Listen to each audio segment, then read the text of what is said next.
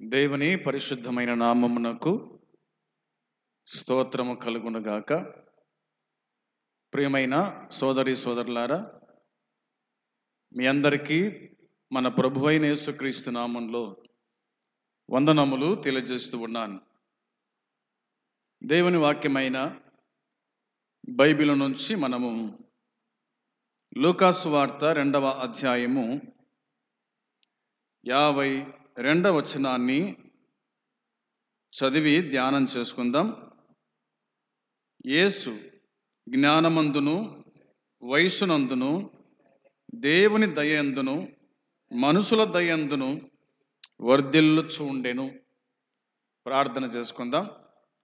ప్రేమగల తండ్రి, పరిశుద్ధుడవైన దేవ, నీ పాదములకు వందనాలు, కృతజ్ఞతలు, స్తోత్రం, స్తుతులు చెల్లిస్తూ ఉన్నాం. కనికర సంపన్నుడవు, కృప చూపేటువంటి దేవుడవు, నిన్న నేడు ఏకరీతిగా ఉన్నటువంటి దేవుడవు, మార్పు లేని వాడవు, మారిన దేవుడవు, మాతో కూడా ఉన్న దేవుడవు, నీకు స్తోత్రం, స్తుతులు చెల్లిస్తున్నాం. ఈ దినమున నీ వాక్యం చదువుకొని ఉండగా దీవించి ఆశీర్వదించండి. ఈ నీ మాటలు మాకందరికి వినిపింపజేయండి. మేలు క్షేమం పొంది నీ కృపలో బలపడే కృప దయచేయమని, సహాయం చేయమని యేసుక్రీస్తు నామంలో ప్రార్థన చేస్తున్నాము తండ్రి, ఆమేన్. దేవుని గ్రంథమైన బైబిల్ నుంచి మనము కొన్ని మాటలు వినుకుంటూ వస్తూ ఉన్నాం. అది యథార్థత గురించి ఆలోచన చేస్తూ ఉన్నాం. 5వ మాటగా మనం చెప్పుకుంటూ వస్తూ ఉన్నాం, దేవుడు యథార్థవంతులను వర్ధిల్లజేస్తాడు అని. ఈ అంశం మీద దాదాపుగా 4 భాగాలుగా మనము వినుకుంటూ వచ్చినాం.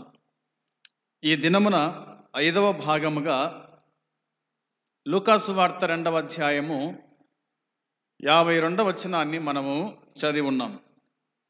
ఈ 52వ వచనములో యేసుక్రీస్తు గురించి రాయబడిన మాట మనము చదువుకున్నాం. యేసు జ్ఞానమందును వయసునందును దేవుని దయందును మనుషుల దయందును వర్ధిల్లుచు ఉండెను అనే మాట చదివినాం. వర్ధిల్లుచు ఉండెను అనే మాట మనము చదువుకున్నాం. 2వ అధ్యాయము 52వ వచనానికి 3వ అధ్యాయం 1వ వచనానికి మధ్య కాలం, మధ్య వ్యవధి ఎంత అంటే దాదాపుగా 18 సంవత్సరాలు ఎలాంటి ప్రస్తావన లేకుండా దాటిపోయాయి అని బైబిల్ పండితులు తెలియజేస్తారు. 2వ అధ్యాయము 52వ వచనము, 3వ అధ్యాయం 1వ వచనం, ఈ మధ్య కాలంలో దాదాపుగా 18 సంవత్సరాలు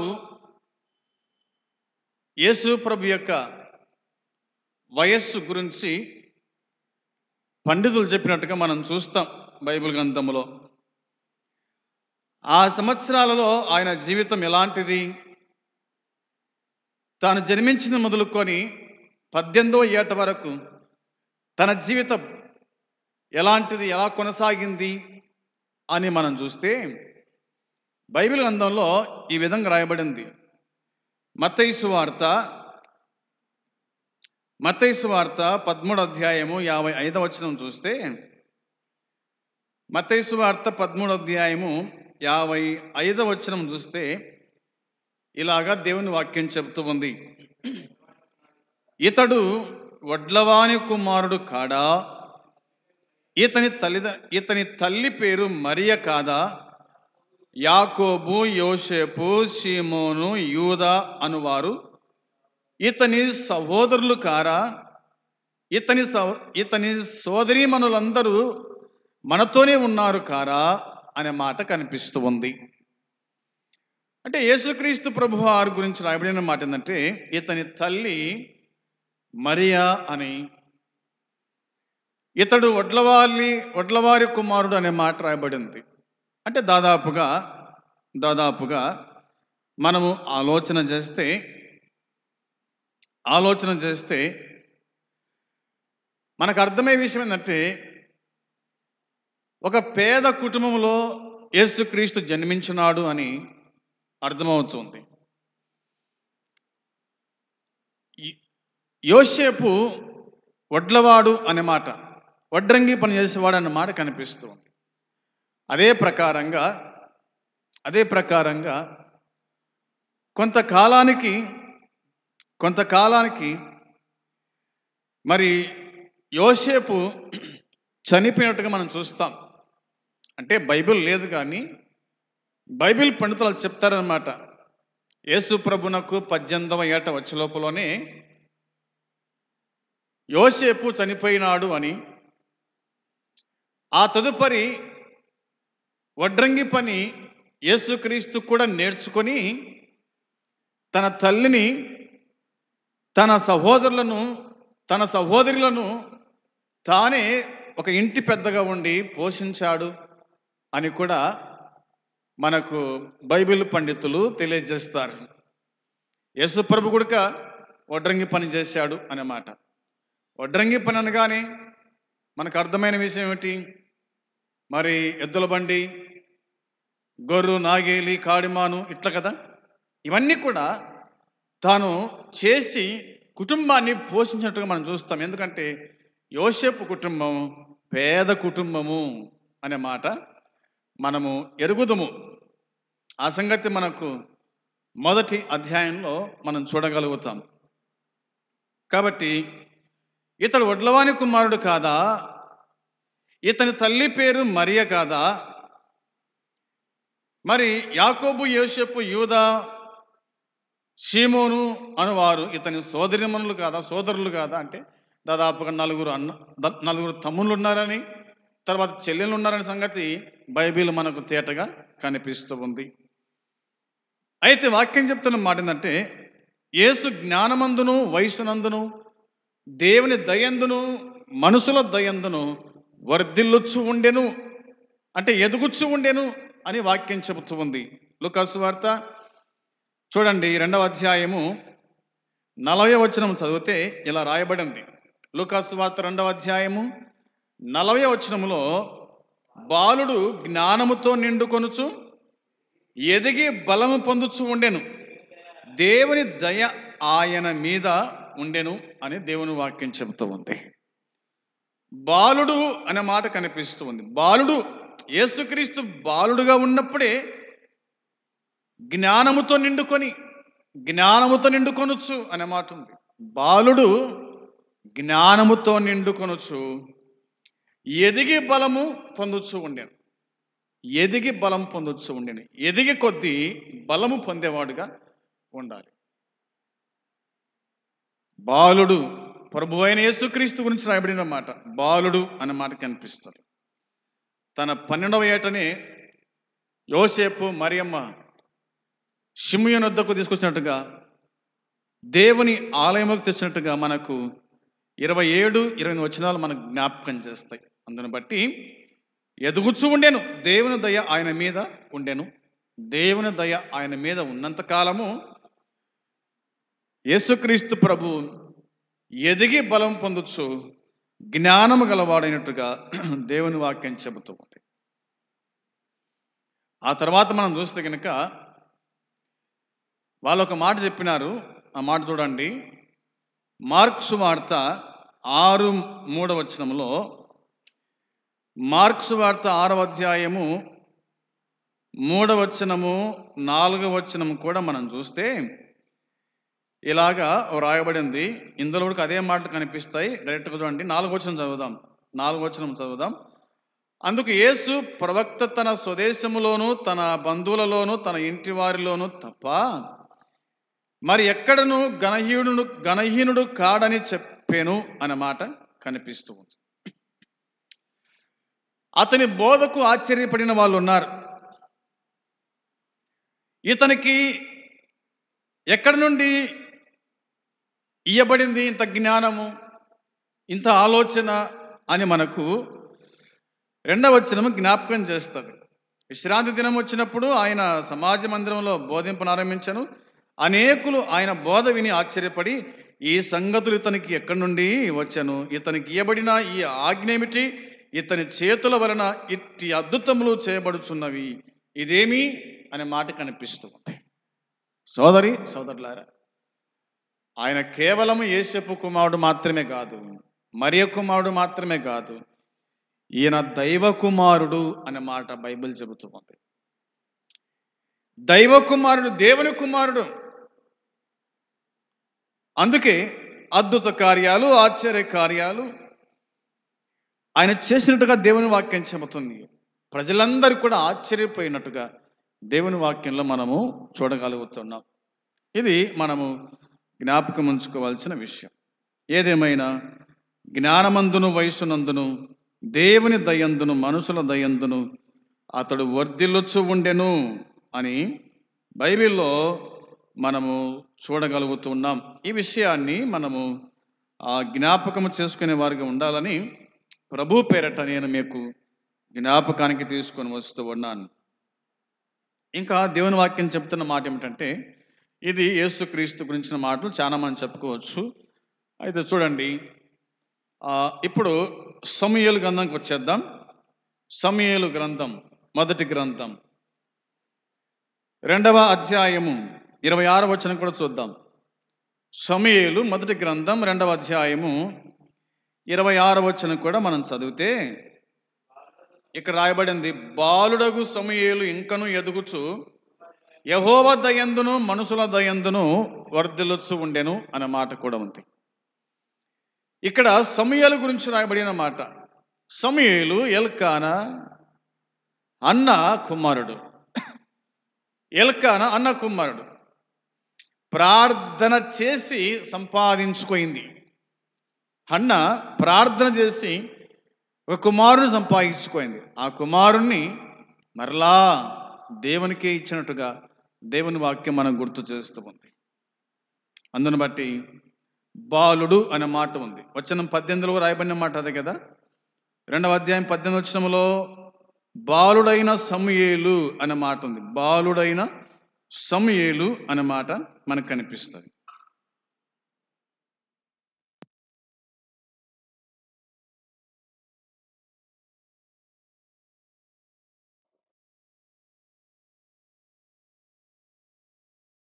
బాలుడగు సమూయేలు ఇంకను ఎదుగుచు యెహోవా దయందును మనుషుల దయందును వర్ధిల్లుచు ఉండెను అనే మాట వ్రాయబడి ఉంది.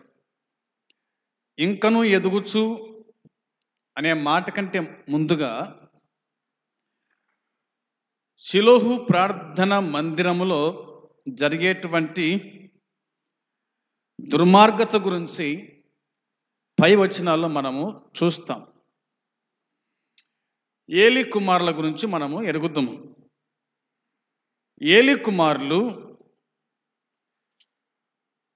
వారు మిక్కిలి దుర్మార్గులై ఉండిరి అనే మాట ఉంది.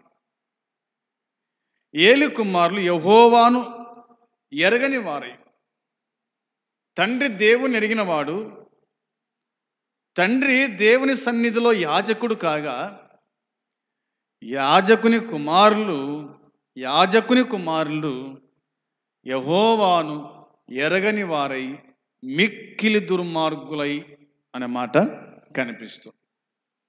మందిరములో దుర్మార్గత పెరుగుతున్నటువంటి సమయంలో, సందర్భములో బాలుడగు సమూయేలు దేవుని సన్నిధిలో ఎదుగుట, దేవుని సన్నిధిలో వర్ధిల్లుట అనేది కనిపిస్తూ ఉంది. ఈ సమూయేలు యెహోవా దయందును మనుషుల దయందును వర్ధిల్లుచున్నటువంటి దినాలు. సమూయేలు ఎదగాలి, వర్ధిల్లాలి. ఆ తర్వాత ఈ దుర్మార్గులు అంతము కావాలి. ఎప్పుడైతే సమూయేలు ఎదుగుతాడో, వర్ధిల్లుతాడో, అప్పుడు దేవుని మందిరంలో జరిగేటువంటి దుర్మార్గతను దేవుడు తొలగించి ఆ స్థానమందు దేవుడు సమూయేలును ఉంచాలని ఒక ఆలోచన కలవాడన్న సంగతి దేవుని వాక్యం మనకు జ్ఞాపకము చేస్తూ ఉంది. అందును బట్టి వర్ధిల్లుచు ఉండెను అనే మాట బైబిల్ మనకు జ్ఞాపకం చేస్తూ ఉంది. ఇక తెస్సలోనిక మొదటి పత్రిక 3:13లో వ్రాయబడిన మాట కూడా చూద్దాం. తెస్సలోనిక మొదటి పత్రిక 3వ అధ్యాయము 13వ వచనాన్ని చూడాలి. 12, 13 కలిసి ఉన్నాయి.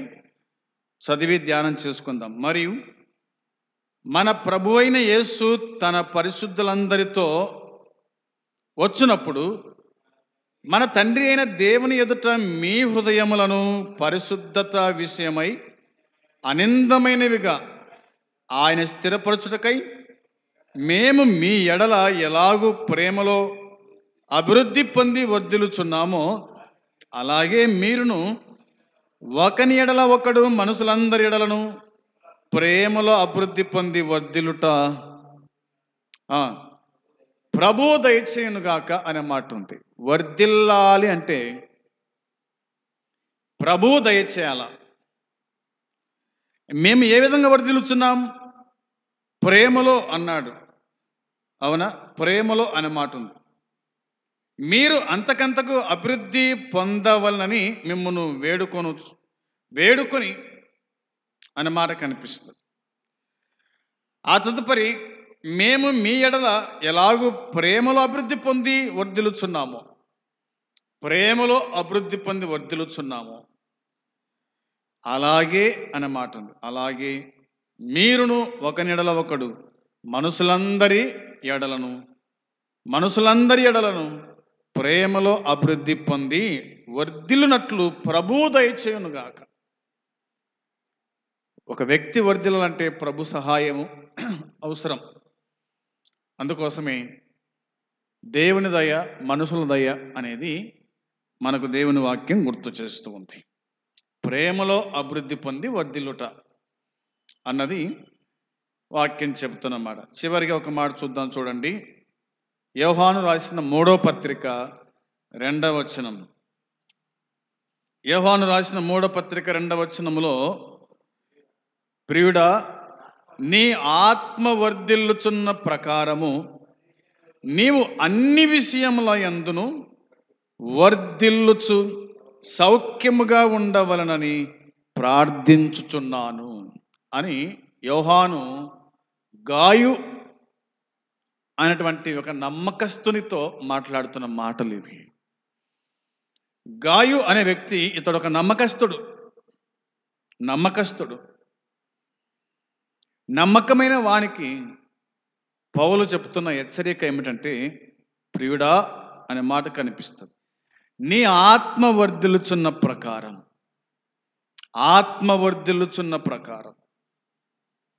ఆత్మలో వర్ధిల్లుట, శరీర పరంగా వర్ధిల్లుట అనే మాట మనకు కనిపిస్తుంది. అందును బట్టి నీవు అన్ని విషయముల యందు లేదా అన్ని విషయములలోనూ వర్ధిల్లుచు అన్ని విషయాల్లో వర్ధిల్లుట.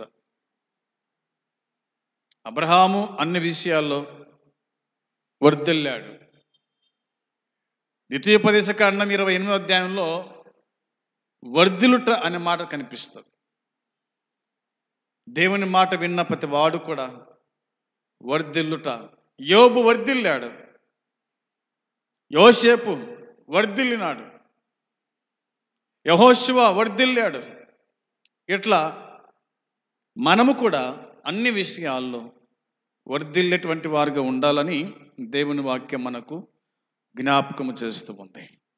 యేసు జ్ఞానమందును వయసునందును దేవుని దయలో మనుషుల దయలో వర్ధిల్లినట్టుగా విశ్వాసులమైన మనమైతేనేమి, సేవకులమైన మనమైతేనేమి అన్ని విషయాల్లో వర్ధిల్లుచు దేవునికి మహిమకరంగా, ఇష్టలుగా, నమ్మకస్తులుగా జీవించాలని వాక్యం చెబుతుంది. ఆ ప్రకారంగా జీవించడానికి దేవుడే మనకు సహాయం చేయునుగాక. ఆమేన్. ప్రార్థన చేసుకుందాం. పరలోకమందున్న తండ్రి, నీ పరిశుద్ధమైన పాదములకు వందనాలు, స్తోత్రము, స్తుతులు చెల్లిస్తూ ఉన్నాం. వర్ధిల్లుట అనే అంశాన్ని మేము ముగించుకున్నాం. దీవించుతాన్ని ఆశీర్వదించండి. ఎంతమంది వినరో వారి జీవితాల కార్యం జరిగించి ప్రతిఫలం దయచేయండి. ఈ దినమంతా మీ కాపుదల దయచేసి కాపాడుమని మీకు అప్పగించుకుంటాం. యేసయ్య నామములో ప్రార్థిస్తున్నాము తండ్రి. ఆమేన్. పరలోకమందున తండ్రి ప్రేమ, మన ప్రభువైన యేసుక్రీస్తు కృప, పరిశుద్ధాత్మ సన్నిధి సహవాసం కూడి వచ్చిన మనకు సకల పరిశుద్ధులకు ఇప్పుడు ఎల్లప్పుడు సదాకాలము తోడై ఉండునుగాక. ఆమేన్. అందరికీ వందనాలు.